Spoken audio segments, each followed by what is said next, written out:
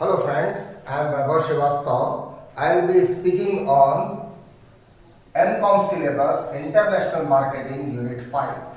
In this syllabus, we have to understand export policies and practices in India.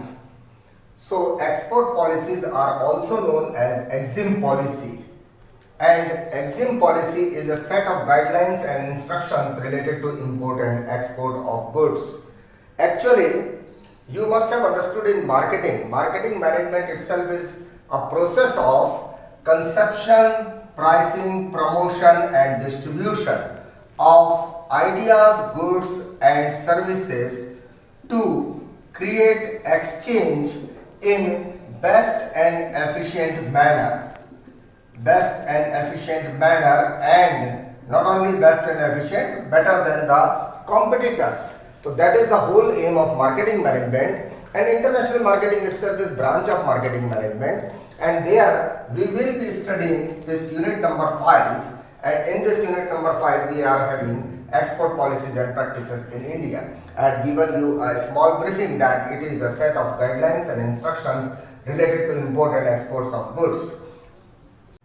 Under Indian export policies, as per Schedule 2 of Indian Trade Clarification Export Policies 2018, all commodities have been categorized into 3 categories. Number 1 is free. The items, those are free for exports, very general items, they don't need to be taken into any restrictions, and it is also subject to the prevailing laws, rules and regulations.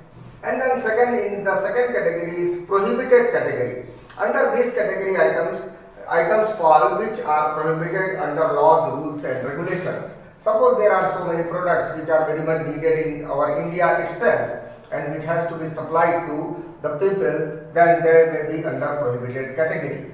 Number 3 is restricted category. Under this category, items are included. They are restricted and they are permitted only after approval of export authorities.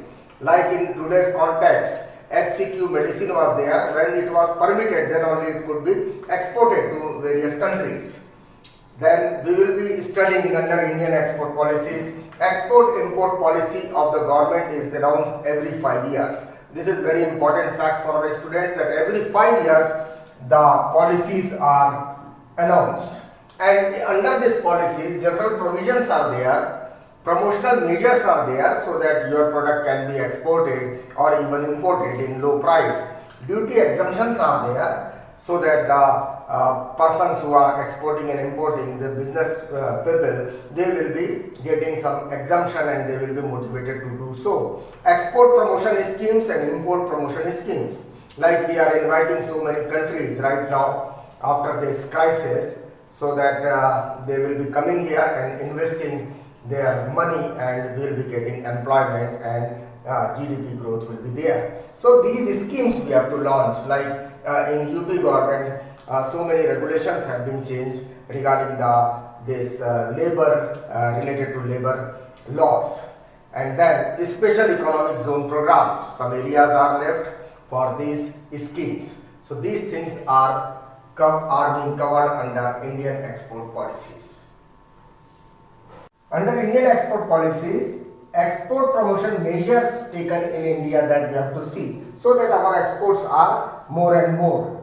And under that, number 1, export credit. Export credits are given so that the countries which import our goods are motivated to import. So that is one of the measurement, one of the schemes that government gives.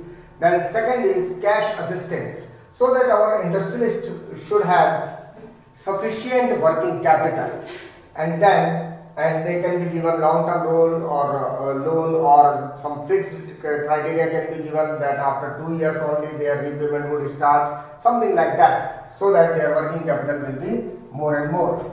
And then third is licensing, easy, without any sort of hodgepodge, without much rules and regulations, in a single window. That licensing should also be given for those who are interested.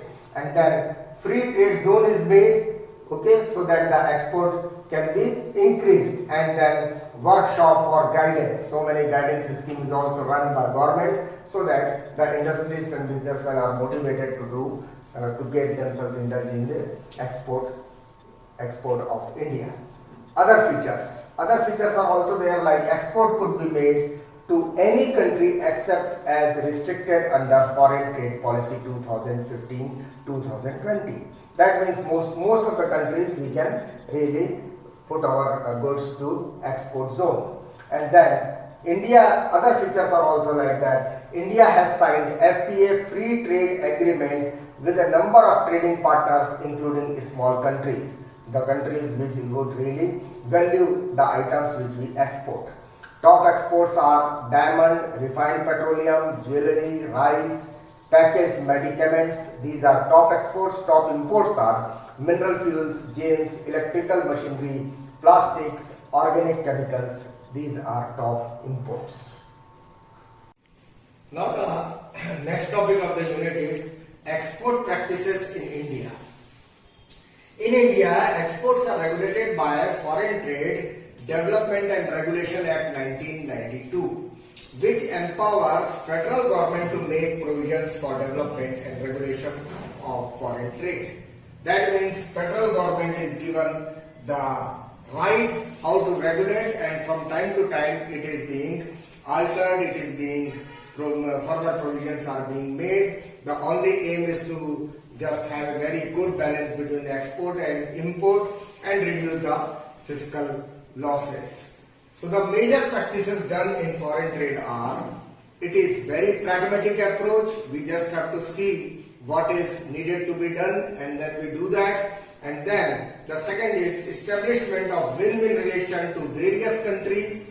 We need to have good relationship with other countries, particularly small countries where our export materials are go. Third is liberalized and flexible approach. We have to have very liberalized approach. We have to be very flexible in our dealing. At times we have to increase the credit limit. The rules of license also has to be altered like that. Fourth is transfer of technology. We have to keep on transferring the technology. Fifth is penetration in emerging markets. We have to penetrate in the upcoming and emerging markets. Then motivation to have dynamic approach. Naturally, when we have to increase our export, we always have to be motivated and we need to change the things accordingly, and we have to have very dynamic approach. Seventh point is cooperation among various nations. Naturally, all the nations who are dealing in this export and import business, they should be having very good cooperation. Eighth is long-term approach. We not only have to see the long-term benefit, but we have to see the short-term benefit also and long-term benefit also. We have to see both. Ninth is to strike a good balance between existing and emerging market. We have to have a very good balance between our existing market plus the new markets also, so that in the long term it will be beneficial. Transfer of technology, we have already dealt with that, so it doesn't need to be explained again. So this is export practices in India. Now the trades in Indian foreign trade. What are the trades? So trades are huge growth in value of trade. The overall value of trade is very much growing, because the world is growing, more and more countries are getting involved in the trade. That is why huge growth in value of trades are there. Then high growth of imports are there. There are a lot of materials, as we have already discussed, the materials which are imported in India. There is a high growth in those materials, in those imports. But the problem is less growth is there in exports. So that is something that will create a deficit. So the third feature is less growth of exports, and therefore because of this high growth in imports, less growth in exports, that is why this factor is coming, that there is increasing trade deficit. So that is a major problem, that trade deficits are increasing. The initiation required is we need to initiate forcefully.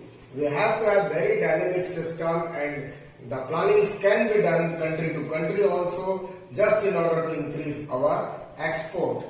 We need to have good relations with countries. Our diplomatic ties should be such that ultimately it is going to be reflected in our trade. Not only that we are meeting various countries, but it should be reflected in our exports also. And imports also, of course, but exports should be more. We need to have liberal policies to have good movement across the border.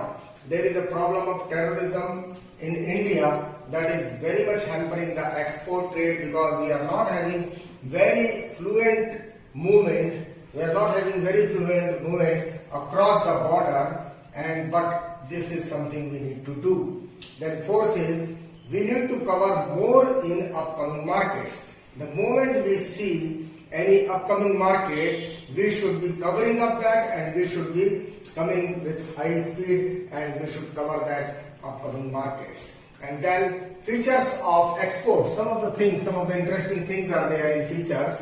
A is largest trading partners. So USA, China, UAE, Switzerland. These are largest trading partners. And then elements of international trade.